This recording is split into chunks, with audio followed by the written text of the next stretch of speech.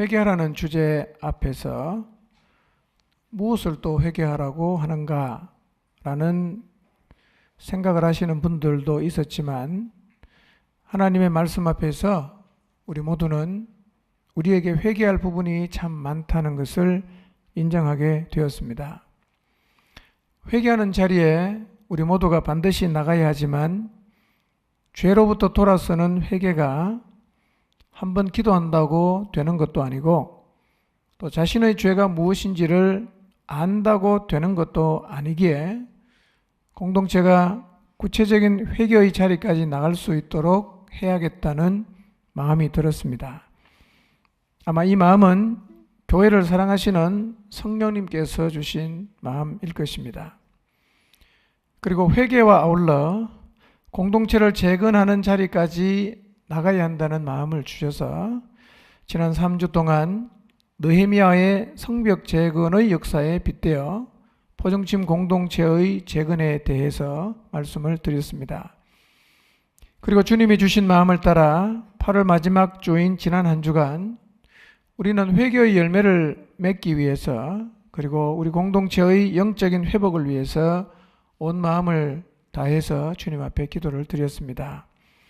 전심을 다한 한 주간 기도회로 우리의 육체는 많이 피곤했지만 우리의 영은 살아나는 시간이 되었습니다. 성령님께서 은혜를 주셔서 이 사람 저 사람이 영적으로 살아나 회복이 되고, 또 회복의 자리로 나가려는 열망을 품게 해 주셨습니다. 그러나 습관이 되어버린 죄된 자리에서 돌아서는 일이 결코 쉬운 일이 아니기에 우리는 계속해서 주님의 은혜를 구해야 하고, 성령의 바람이 우리 공동체의 영혼들에게 불어와서 죄로부터 완전히 돌아서는 은혜를 입기를 계속 구해야 합니다. 그리고 이 일과 더불어 공동체를 영적으로 재건하는 일도 우리가 함께 해 나가야 합니다. 그러므로 공동체의 영적인 회복에 우리가 지대한 관심을 가지고 각 사람을 말씀의 자리에 세우기 위한 노력을 계속해야 합니다. 지난 3주 동안 재건에 대한 말씀을 들었고, 또 지난 한 주 내내 공동체의 영적인 재건을 위해서 기도했지만, 재건의 역사는 완성된 게 아니라 이제 막 시작하는 자리에 섰을 뿐입니다. 저는 느헤미야와 남은 유다 백성들이 무너지고 불타버린 예루살렘 성벽과 성문을 재건하려는 마음을 가지고 완전히 재건이 될 때까지 그 일을 감당했던 것처럼 우리 모두도 이제 막 시작한 공동체의 영적인 재건의 역사를 지난 한 주간 기도 한번 열심히 한 것으로 끝내지 말고 완전히 재건되는 자리에 설 때까지 힘이 들고 또 감당해야 하는 짐이 있다고 해도 끝까지 그 자리에 서시기를 바랍니다.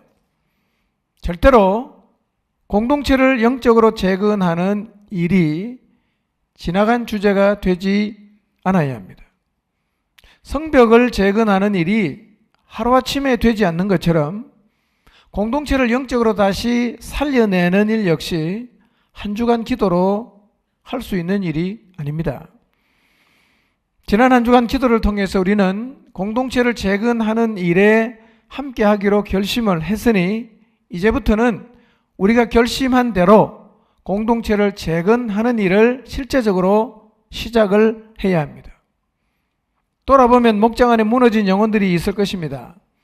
이제 우리 모두가 팔을 걷어붙이고 하나님이 원하시는 기준의 자리에 각 사람을 세워가는 일을 해야 합니다.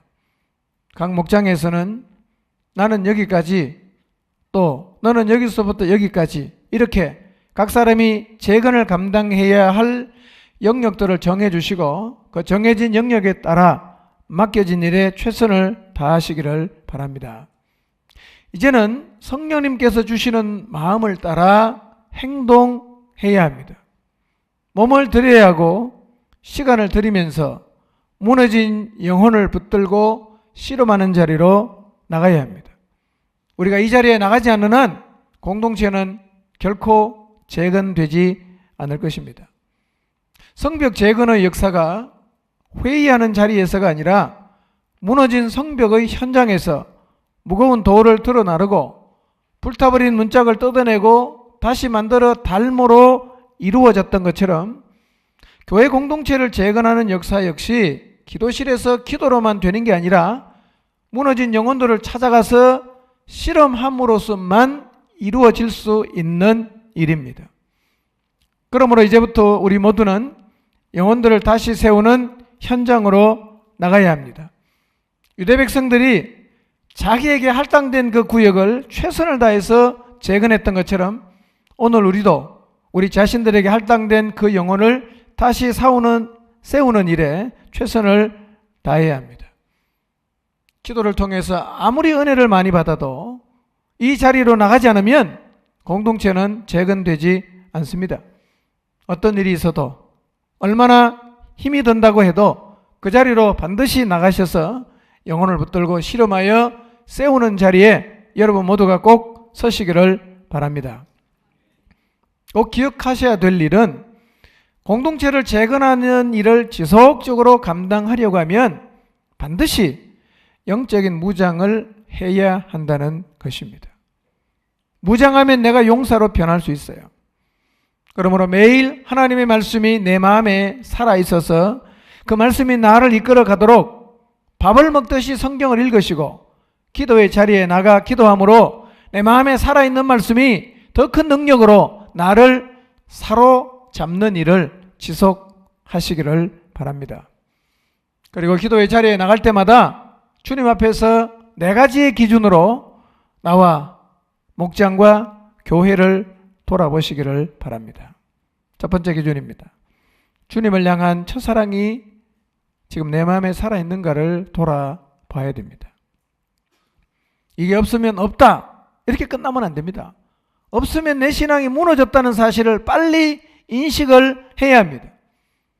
왜냐하면 첫사랑을 잃어버린 에베소 교회를 향해 성령님께서는 이 처음 사랑을 회복하지 않으면 촛대를 옮기겠다고 말씀하셨기 때문에 처음 사랑을 잃었다면 시급하게 회개의 자리로 돌아가야 됩니다.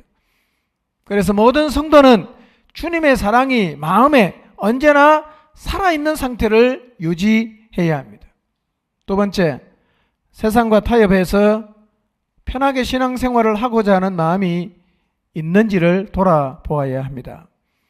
편하게 살고 싶은 생각이 마음에 들어오면 나도 모르는 사이에 세상을 추구하게 되고 그리고 어느 순간 세상에서 누리고 사는 것이 목표가 됩니다. 이게 목표가 되어버리면 좁은 길을 가기보다는 점점점 넓은 길을 선호하게 되고 넓은 길을 고집하게 되는데 이 상태 역시 무너진 상태라는 것을 인식해야 합니다. 우리는 주님이 가신 길을 따르는 것만이 유일한 가치임을 믿고 좁지만 늘 그 길을 걷고 있어야 합니다. 세 번째, 행위의 온전함이 사라지지 않았는지를 늘 돌아보아야 합니다.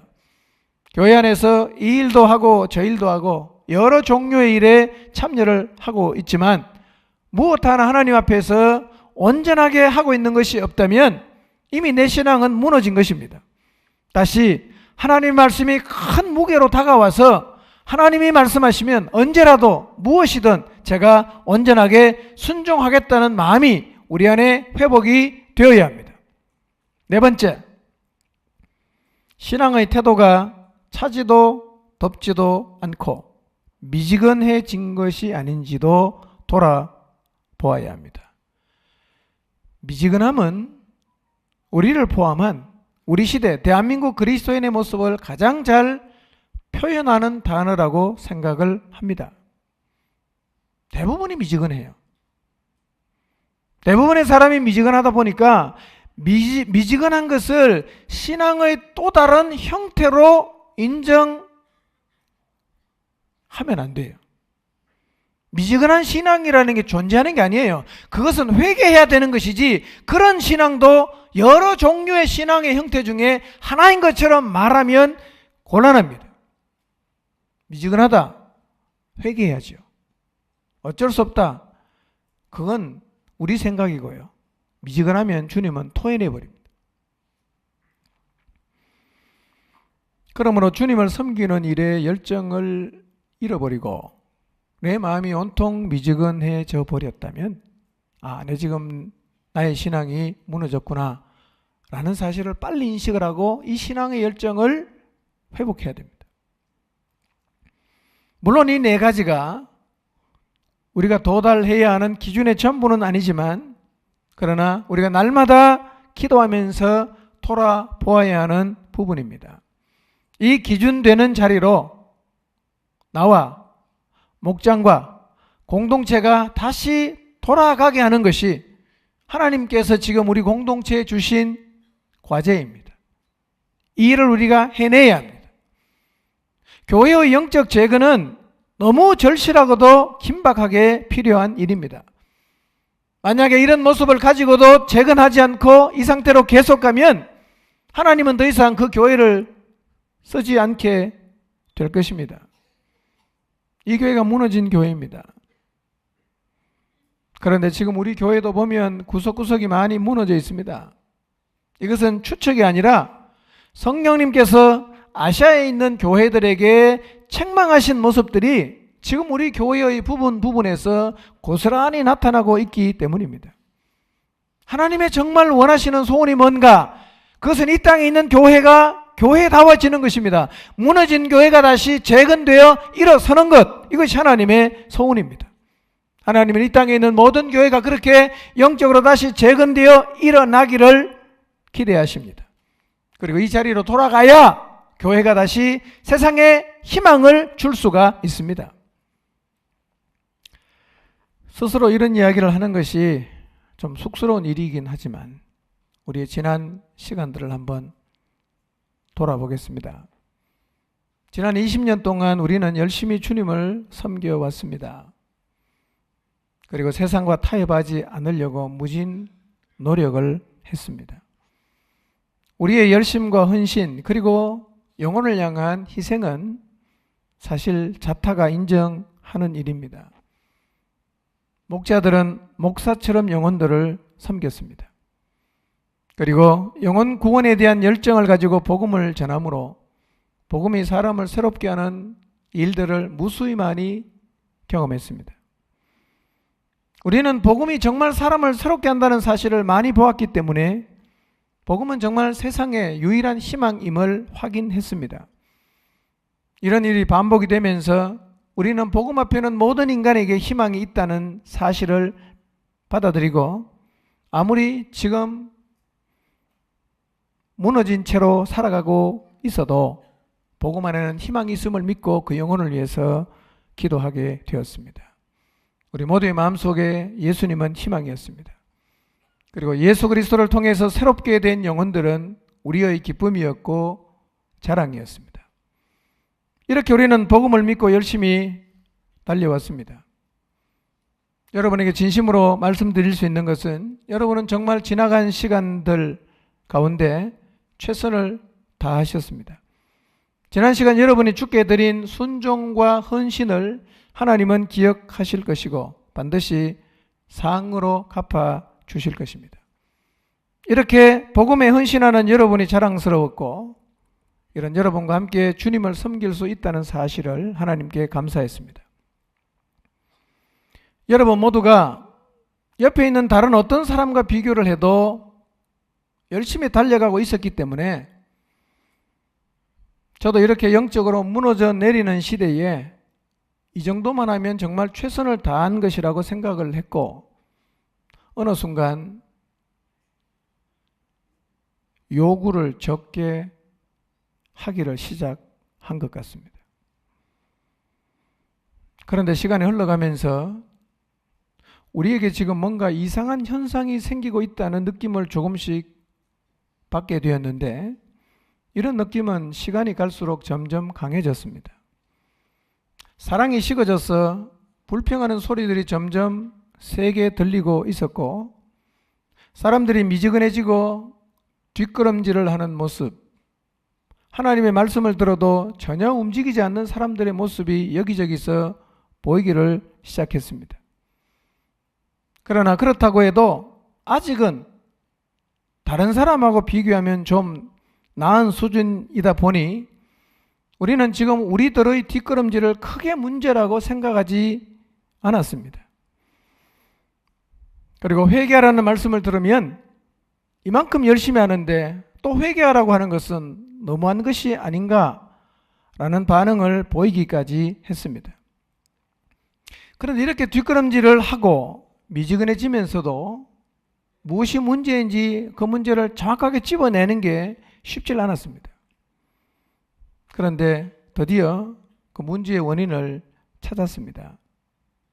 그것은 우리가 우리를 평가하는 기준을 잘못 잡은 것이었습니다. 기준이 성경이어야 되는데 우리는 다른 사람에게 두고 우리를 평가했습니다. 우리가 크게 착각을 했습니다. 우리는 정말 된통 속았습니다. 그래서 뒷걸음질을 하면서도 우리의 마음에 좋게 말하면 자부심이고 나쁘게 말하면 내가 지금까지 열심히 살았다는 공로자 의식 같은 것이 있어서 뒷걸음질을 하고 있는 순간에도 다른 사람들보다는 아직 내가 낫다는 생각을 함으로 뒷걸음질을 한 것에 대한 문제의식을 갖지 못하고 그것을 회개하려고도 하지 않았습니다. 기준을 잘못 잡음으로 하나님의 기준에서 점점 멀어지고 있으면서도 우리는 돌아설 생각도 크게 하지 않았습니다. 이것이 우리 공동체를 서서히 무너지게 했습니다. 시간이 꽤 흐른 후에 말씀의 자리에 돌아가 보니 우리가 너무 많이 무너져 있다는 사실을 알게 되었습니다. 우리가 이만큼 무너졌던가? 우리가 봐도 스스로 놀랄 정도로 우리는 구석구석이 많이 무너져 내렸습니다. 공로자의식을 버리십시오.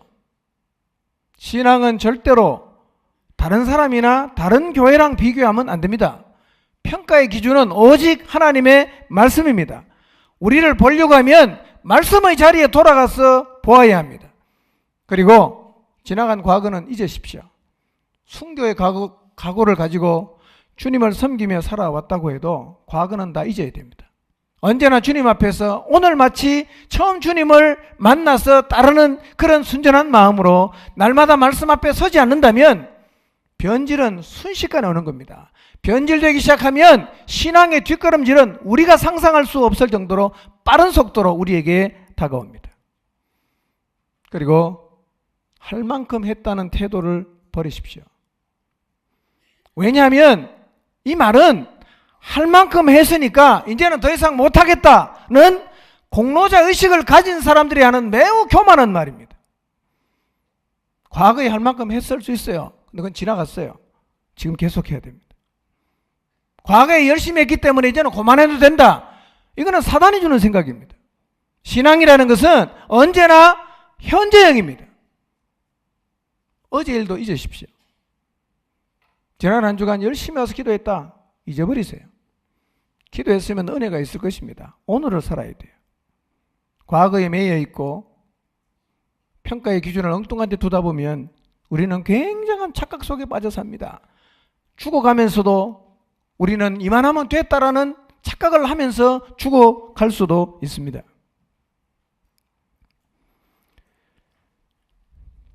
그런데 내 교회를 보면서 깨달은 것은 성령님이 그렇게 강하게 질책을 하신 내 교회가 가지고 있는 무너진 모습들을 우리가 골고루 다 가지고 있다는 겁니다. 다 가지고 있어요. 이렇게 무너진 모습을 갖고 있으면서도 회개할 필요조차 느끼지 못한 우리의 우둔함을 하나님 앞에서 회개해야 합니다. 그리고 우리를 착각하게 한 잘못된 평가 기준은 이제는 영원히 버려야 됩니다. 다른 사람은 우리를 평가하는 기준이 될 수가 없습니다. 내가 다른 사람들보다 상대적으로 좀 더 잘하는 것 하나도 중요하지 않습니다. 기준은 언제나 하나님의 말씀이에요. 거기로 돌아가야 됩니다. 거기서 나를 봐야 됩니다. 그래야 정확한 나를 볼 수 있어요. 그래야 내가 착각하지 않을 수 있다는 것입니다. 그래야 빨리빨리 회개하고 돌아설 수가 있습니다. 이렇게 성령님의 강한 질책과 회개의 촉구를 받은 교회와는 다르게 성령님으로부터 칭찬만을 받은 교회가 있었는데 서머나 교회와 빌라델비아 교회입니다. 이 교회들은 우리가 본받아야 하는 교회입니다. 이 두 교회 중에 오늘은 빌라델비아 교회에 대해서 살펴보겠습니다. 빌라델비아 교회는 가난한 교회고 내세울 만한 것이 없는 교회입니다. 그런데 이 교회가 보유했던 4대 교회, 라오디게아 교회도 받지 못한 칭찬만을 받았습니다. 이 교회는 책망이 없어요. 너무너무 주님이 좋아하신다는 겁니다. 너무너무 흡족해 하셨다는 겁니다. 도대체 왜 성령님께서는, 왜 하나님께서는 가난한 이 빌라델비아 교회를 그렇게 좋아하셨을까? 가난했기 때문에 좋아한 것은 결코 아닙니다. 우리는 가난한 라오디게아 교회가 주님의 칭찬을 받은 사실 앞에서 분명하게 하나를 짚고 가야 할 부분이 있습니다.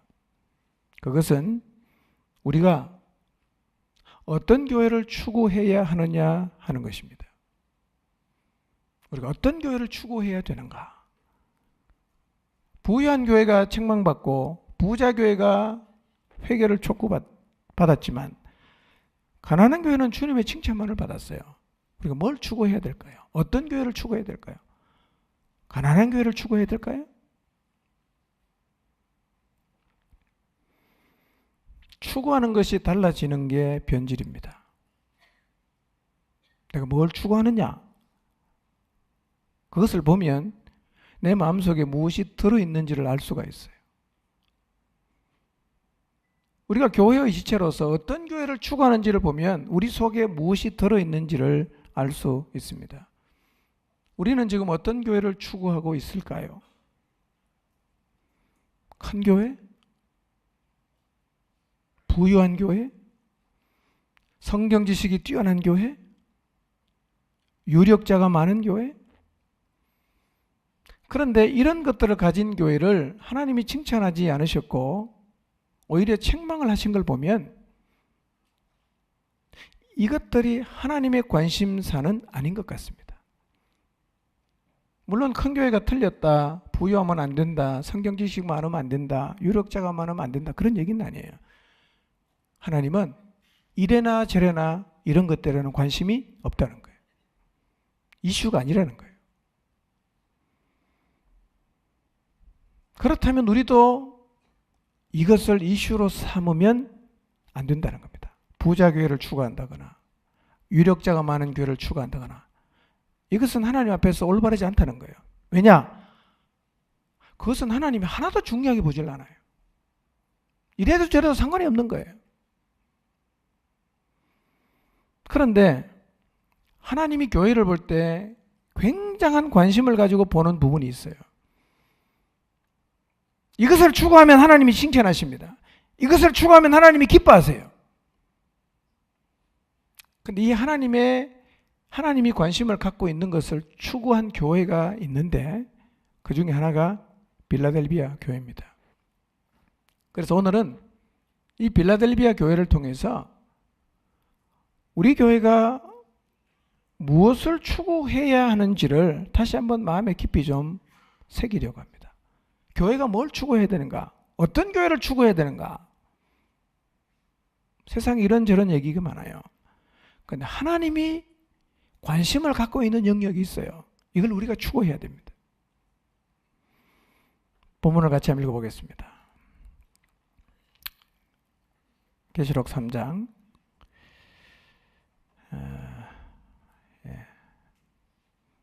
다 읽겠습니다. 시간 줄이려고 제가 줄이려고 했는데 다 읽겠습니다. 시작.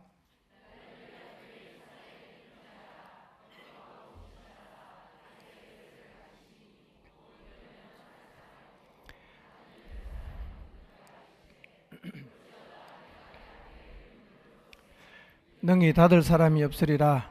내가 내 행위를 아노니 내가 작은 능력을 가지고서도 내 말을 지키며 내 이름을 배반하지 아니하였도다. 보라, 사단의 회당 곧 자칭 유대인이라 하나 그렇지 아니하고 거짓말하는 자들 중에서 몇을 내게 주어 그들로 와서 내 발 앞에 절하게 하고 내가 너를 사랑하는 줄을 알게 하리라. 내가 또한 너를 지켜 시험의 때를 면하게 하리니 이는 장차 온 세상에 임하여 땅에 거하는 자들을 시험할 때라. 내가 속히 오리니 내가 가진 것을 굳게 잡아 아무도 내 면류관을 빼앗지 못하게 하라. 이기는 자는 내 하나님 성전의 기둥이 되게 하리니 그가 결코 다시 나가지 아니하리라. 내가 하나님의 이름과 하나님의 성 곧 하늘에서 내 하나님께로부터 내려오는 새 예루살렘의 이름과 나의 새 이름을 그의 위에 기록하리라. 귀 있는 자는 성령이 교회들에게 하시는 말씀을 들을지어다. 아멘. 빌라델비아는 주전 140년 아탈루스 2세 시대에 버가모에서 온 식민 지배자들이 세운 작은 도시였습니다. 빌라델비아라는 이름의 뜻은 형제를 사랑하는 자라는 뜻입니다. 이 빌라델비아 지역에는 포도가 매우 유명했고요. 그리고 주 17년에 지진이 일어났는데 너무 큰 지진이어서 도시가 굉장한 피해를 입었습니다.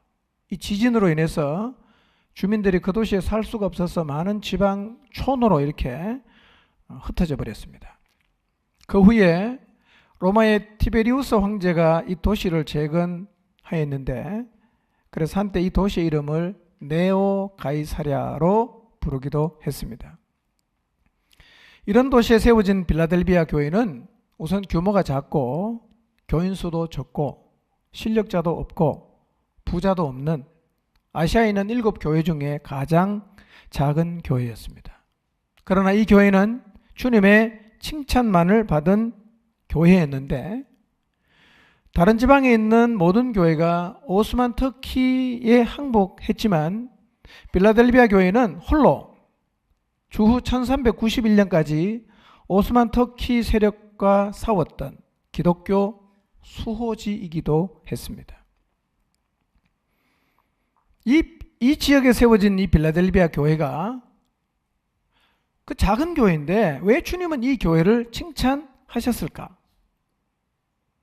이유를 한번 찾아보겠습니다. 8절을 봅니다. 읽습니다. 시작.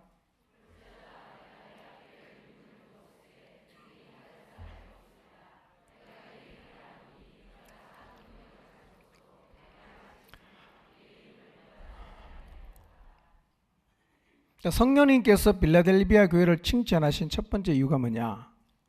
이 교회가 작은 능력을 가지고 있었는데 뭘 했어요? 주님의 말씀을 지켰어요. 주님 말씀을 지켰어요. 주님 말씀을 지키니까 당연히 주님의 이름을 배반하지 않았습니다. 작은 능력을 가지고 하나님의 말씀을 지켰다. 예수 그리스도의 이름을 배반하지 않았다. 여러분, 이게 뭐 그리 대단한 일입니까? 너네 교회 좀 소개해봐라. 우리 교회는 유력자는 없다. 부자도 없다. 그러니까 우리는 하나님 말씀을 지키려고 노력한다. 그게 다냐? 이렇게 반문하지 않겠습니까? 그게 뭐 그리 대단한 거라고. 너무 평범한 얘기야. 그건 누구나 다 해. 라고 우리는 반문할 수가 있어요. 그러니까 이 빌라델비아 교회는 우리 시대의 관점으로 보면 특별한 게 하나도 없고 사람들 앞에 우리 교회 이런 교회야 라고 내세울 만한 것도 없는 교회입니다. 그런데 주님은 이 교회를 칭찬했어요. 뭘 추구해야 되냐 이거예요. 능력이 작아도 나는 목숨 걸고 하나님 말씀은 지킨다. 하늘에 계신 하나님이 이 땅에 있는 교회를 바라보면서 이런 교회를 보면 너무너무 기뻐하십니다. 우리는 능력이 큰 걸 자랑하잖아요. 뭔가 이 시대 사람이 박수 칠 수 있는 거창한 일을 해내는 것 얼마나 자랑스러워합니까? 근데 주님은 거기 관심이 없어요. 오직 주님의 관심이 어디냐? 하나님 말씀을 지키고 있는가? 여기에 관심이 있어요. 여러분, 적은 능력을 가지고 하나님 말씀을 지키며 사는 이 자체를 절대로 우습게 생각하지 마세요. 예. 그게 아무것도 아닌 것처럼 생각하지 마세요. 이게 제일 중요한 것입니다. 우리는 이런 교회 되기를 추구해야 합니다. 저는 이것이야말로 이 땅에 존재하는 모든 교회가 추구해야 하는 교회상이라고 믿습니다.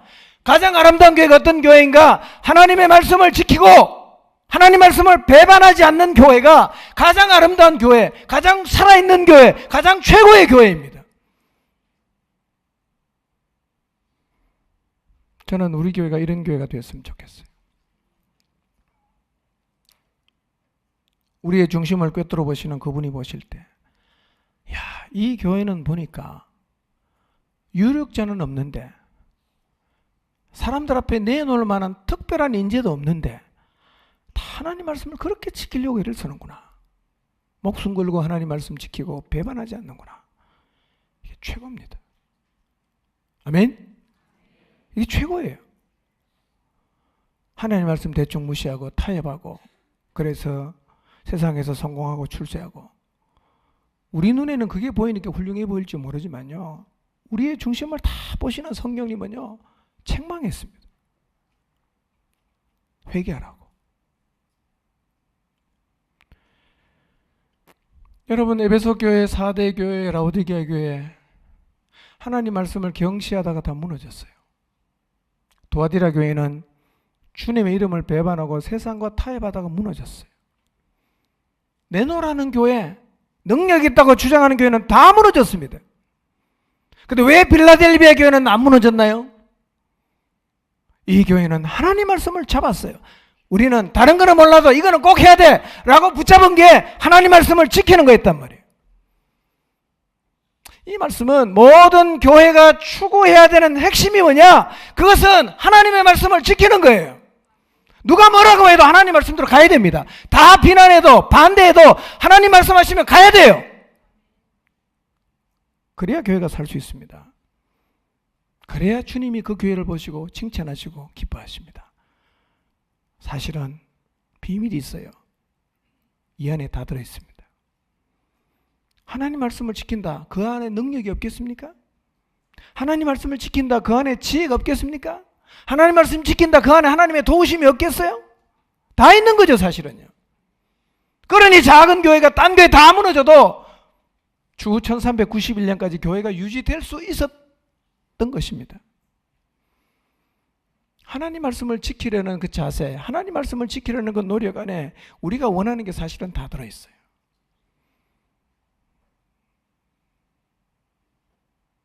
이게 참 교회입니다. 이게 진짜 교회예요. 이런 교회를 추구하게 되시길 바랍니다. 우리 다 그렇게 돼야 됩니다.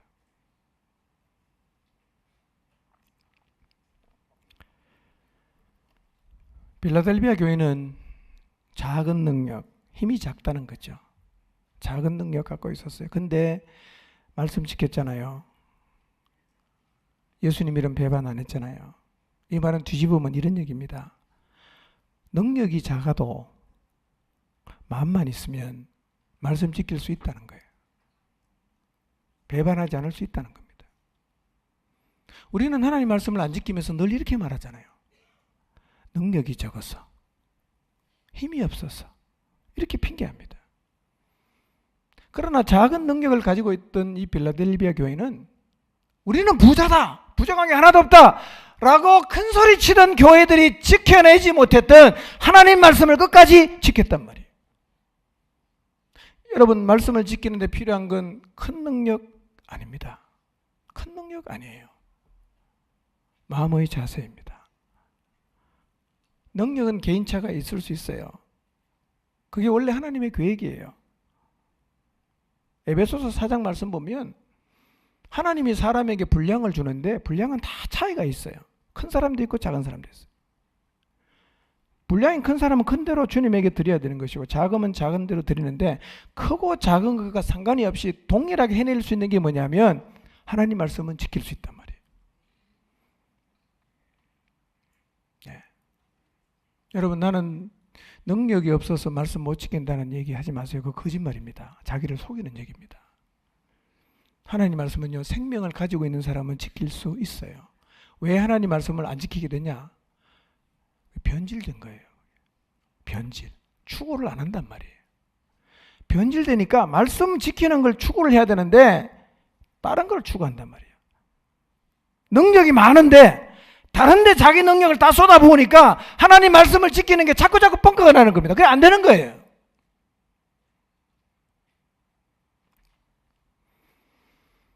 여러분, 능력이 아무리 많아도 변질되어 버리면 말씀을 못 지킵니다. 한 걸음 더 나가면 말씀을 버립니다.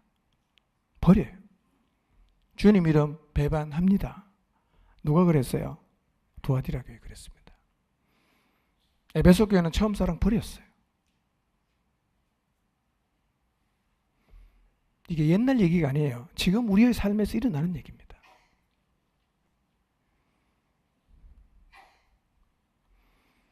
다시 마음에 새기십시오. 교회가 추구해야 하는 것은 하나님 말씀 지키는 거예요. 누가 뭐라고 해도. 우리가 고지것대로 하나님 말씀대로 살면 우리 보고 다 미쳤다 그럽니다. 왜냐하면 하나님을 모르는 사람하고는 정반대로 갑니다. 그런 여러분, 예수님 믿으면서 미쳤다 소리 한 번도 못 들은 사람은 다 사꾸랍니다. 이런 표현 죄송합니다. 엉터리예요. 그거. 대충 하니까 그쪽 사람 비율을 다 맞춰주니까 굉장히 산박한 신자라 그러죠. 그 사람들은. 예, 융통성이 있다 이러죠. 예. 여러분, 말씀 지키는데 융통성 부리면 안 됩니다. 고지것대로 가야 됩니다. 그래야 누가 좋아합니까? 하나님이 좋아하십니다. 하나님이 좋아하는 걸로 끝나는 게 아니라 그래야 교회다운 교회가 되어서 그렇게 살아야 능력이 나타납니다. 그렇게 살아야 하나님이 역사하는 거예요. 그렇게 살아야 교회의 존재 목적을 이루어갈 수가 있습니다. 제일 중요한 것입니다. 이걸 추구해야 됩니다. 두 번째, 빌라델비아 교회를 칭찬하신 이유가 뭔가 10절을 보겠습니다. 읽읍시다. 시작.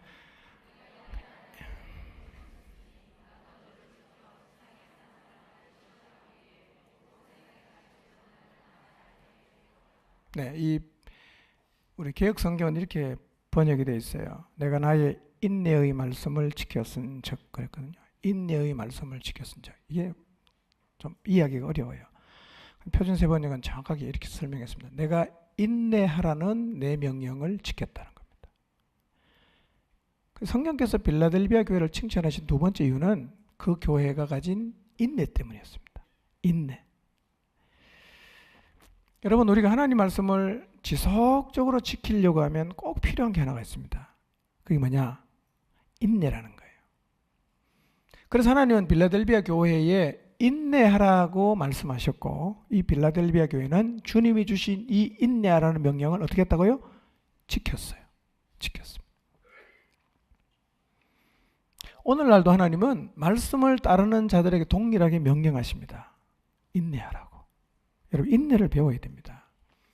우리가 하나님 말씀을 붙잡고 하나님 따라가다가 하나님을 놓아버리는 가장 큰 이유 중에 하나가 뭐냐면 인내가 없기 때문입니다. 인내가 없기 때문에.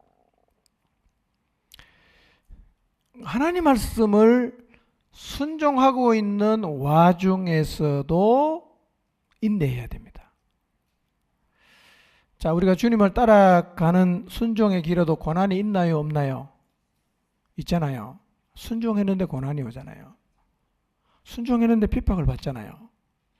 순종했는데 극심한 반대에 부닥친단 말이에요. 순종했는데 어려운 일이 생겨요.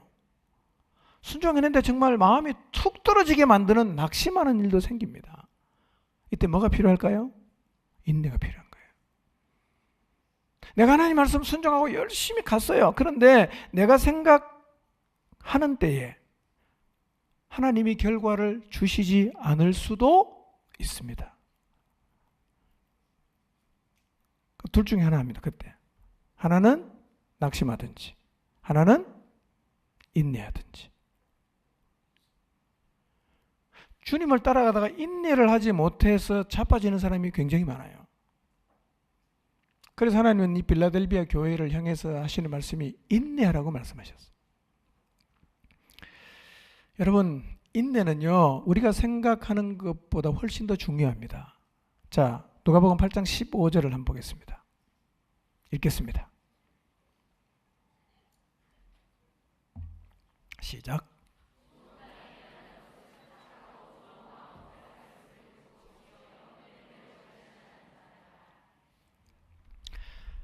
결실이 좋은 땅과 같은 마음은 성경은 이렇게 말합니다. 말씀을 듣고 지킨 다음에 그 다음 뭐 해야 됩니까? 인내해야 됩니다. 듣고 지키면 끝인데 그 뒤에 왜 인내가 붙을까요? 결실의 자리까지 가려고 하면 하나님 말씀을 듣고 그 다음에 지킨 다음에 하나 더 뭐 해야 됩니까? 인내를 해야 돼요. 왜 말씀을 지킨 다음에 인내가 필요하냐 하면 결실의 때가, 결실하는 시기가 우리의 생각과 하나님의 생각이 안 맞아요. 나는 2017년 8월에 끝날 줄 알았는데 하나님이 그때 끝을 안 내주는 거예요. 그럼 어떻게 해야 돼? 하나님의 때까지 인내를 해야 된단 말이에요. 근데 우리는 8월 달까지 안 끝내주면 뭐 합니까? 낙심을 해버리고 지금까지 붙잡고 있던 하나님 말씀도 다 집어 던져버립니다. 그러니까 인내를 하지 않으면 끝까지 말씀을 따라가는 게 어려워지는 거예요. 그런데 이 빌라델비아 교회는 하나님 말씀을 지켰을 뿐만 아니라 뭘 했다고요? 끝까지 인내했어요. 인내했어요. 그게 하나님이 하늘에서 보시는 거예요. 아시아 교회를 다 보시지 않겠어요? 근데 빌라델비아 교회에 왔더니만 모든 성도들이 하나님 말씀을 끝까지 지키려고 붙잡고 있고 그 말씀을 지킨 다음에 하나님의 때가 올 때까지 고난이 오고 핍박이 오고 낙심되는 상황 앞에 서서도 보니까 변함없이 다 하나님을 바라보면서 인내하고 있었단 말이에요. 하나님이 이 교회를 보니까 너무너무 좋아하시는 거예요. 하나님을 정말 믿었어요. 그러니 인내하죠. 때와 시기는 아버지의 권한입니다. 하나님의 권한이에요. 사도행전 1장 6절에서 7절을 한번 보겠습니다.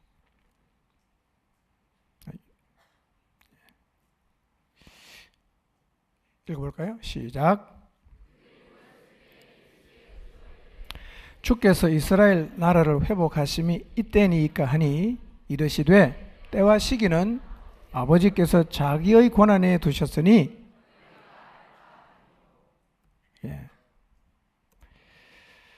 때와 시기는 누구 권한입니까?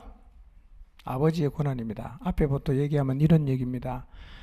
제자들은 주님 부활하신 이후에도 늘 마음속에 궁금증이 하나 있었는데 그게 뭐냐면 도대체 이스라엘 나라가 언제 회복이 되느냐는 거예요. 이스라엘 나라가 회복이 되면 예수님이 왕이 되고 그리고 세상이 완전히 뒤집어져 갖고 주님이 통치하시는 나라가 지상에 세워질 것이라는 기대가 있었기 때문에 늘 마음속에 궁금증이 언제 이 일이 일어나냐는 거예요. 그 이제 주님이 부활했으니까 곧 도래할 수도 있겠다는 생각을 아마 제자들이 했던 것 같습니다. 그래서 물었어요. 이스라엘의 회복의 때 언제입니까? 이때입니까? 이렇게 물었어요. 그때 예수님의 대답이 뭡니까? 때와 시기는 아버지께서 자기의 권한에 뒀으니까 그건 너희가 알 바가 아니다. 그리고는 뭐라고 말씀하십니까? 8절. 오직 성령이 너희에게 임하시면 쭉 가서 뭐가 되라? 증인이 된다. 이렇게 말씀하셨단 말이에요. 자, 그러면 제자들은 언제 회복하는지 때에 대해서 굉장히 궁금해서 주님에게 물었을 때 주님께서 때와 시기는 아버지의 권한이다라고 말씀을 하시니까 제자들은 그건 어떡합니까? 접어놓고 뭐 언제든 그건 하나님 알아서 하시겠지. 그 다음에 8절에 주님이 주신 말씀처럼 가서 예루살렘과 온 유대와 사마리아와 땅끝까지 이르러 증인이 됐어요, 안 됐어요? 됐잖아요. 이렇게 살아야 된단 말이에요. 자, 예를 들어 보겠습니다. 아들의 구원을 위해서 혹은 부모님의 구원을 위해서 오랫동안 기도하고 있어요. 굉장히 긴 시간을 기도했는데 돌아오질 않아요. 도대체 언제 이 아들의 구원을 위한, 남편의 구원을 위한 내 기도에 하나님이 응답하실지 마음이 답답해요. 근데 자꾸 기다리다 보니까 마음속에 낙심이 되는 거예요. 안 되나 보다. 낙심을 하면서 남편의 구원만 놓는 게 아니라 나머지 하나님 말씀도 같이 놓아버린단 말이에요. 자, 그러면 내가 계속해서 주님 앞에 기도하고 있다. 때와 시기는 누구한테 맡겨야 됩니까? 아버지에게 맡기고 낙심하지 말고 지금 하나님이 내게 말씀하시는 부분에 대해서 계속 어떻게 해라? 순종해야 된단 말이에요. 어느 교회가 이렇게 했어요? 빌라델비아 교회가 이렇게 했다는 거예요. 내가 말씀 순종했어. 근데 해결이 안 돼. 순종해서 너무 힘들어. 순종해서 계속 반대 직면해. 그래도 인내하고 지금 하나님이 내게 주시는 말씀에 계속해서 순종한 교회가 어떤 교회입니까? 빌라델비아 교회입니다. 이런 교회 하나님이 어떻게 하신다고요? 너무너무 좋아하십니다. 우리도 이런 교회를 추구해야 합니다. 여러분 모두가 이런 믿음의 사람이 되시기를 바랍니다. 히브리서 10장 36절입니다. 읽겠습니다. 시작. 여러분이 하나님의 뜻을 행하고서 그 약속해 주신 것을 받으려면 인내가 필요합니다. 자, 하나님의 뜻을 다 순종했어요. 그럼 약속한 게 있잖아요. 그걸 받으려면 뭐가 필요하다고요? 인내가 필요하더랍니다. 그러니까 내가 하나님 말씀을 지키는 거하고 하나님이 주신 약속을 받는 것에 뭐가 있을 수 있다? 시차가 있을 수 있어요. 그런데 시차는 내가 가늠하는 시차하고 하나님이 정해놓은 시차가 또 다를 수가 있다. 그럼 어떻게 해야 됩니까? 교회는요, 너도 나도 하나님 말씀 순종해서 하나님이 약속하신 것이 아직 내게 오지 않은 때라도 인내하면서 계속 하나님 말씀에 순종하고 있어야 됩니다. 이게 칭찬받는 교회의 풍경입니다. 하나님 보실 때 우리 모두가 그런 모습으로 서 있게 되기를 바랍니다. 세 번째, 빌라델비아 교회가 왜 칭찬을 받았는가? 빌라델비아 교회는 말씀을 끝까지 굳게 잡았어요. 물론 이 11절의 말씀은요, 권면의 말씀이에요. 권면의 말씀인데, 권면했다는 말은 이거잖아요. 성령님께서 빌라델비아 교회를 향해서 내가 가진 하나님 말씀을 끝까지 굳게 잡아야 된다라고 말씀하시는 것은 결국 성령님께서 교회를 향해서 원하시는 것이라는 의미입니다. 나는 이런 교회가 되길 원하니까 너 꼭 이렇게 해 라는 권면. 그리고 실제로 빌라델비아 교회는 성령님의 권면을 받아들였으니까 결국 하나님을 기쁘시게 하는 교회의 세 번째 모습이 뭐냐? 하나님 말씀을 끝까지 굳게 잡는 거예요. 자, 11절을 보겠습니다. 11절 시작.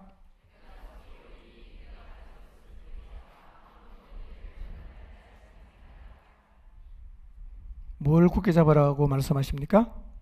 내가 가진 것을 굳게 잡아라. 빌라델비아 교회가 지금 무엇을 가지고 있습니까?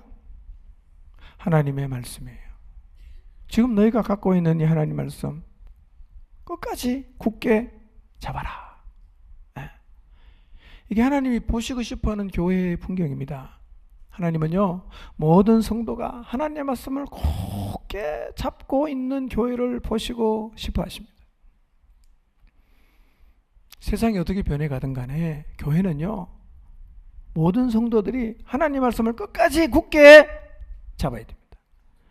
말씀을 놓치면 연류관을 놓치고, 말씀을 놓치면 주님 앞에 가서 받을 상급을 놓치게 됩니다. 그러므로 우리도 하나님 말씀을 끝까지 굳게 잡아야 합니다. 세상이 점점 이상하게 돌아가니까, 그래서 우리가 살아있는 동안에도 한국의 신앙생활하는 환경이 많이 바뀔 수 있을지 몰라요.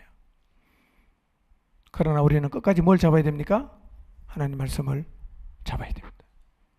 정리해 보겠습니다. 교회는요, 특별할 것이 없어도 괜찮아요.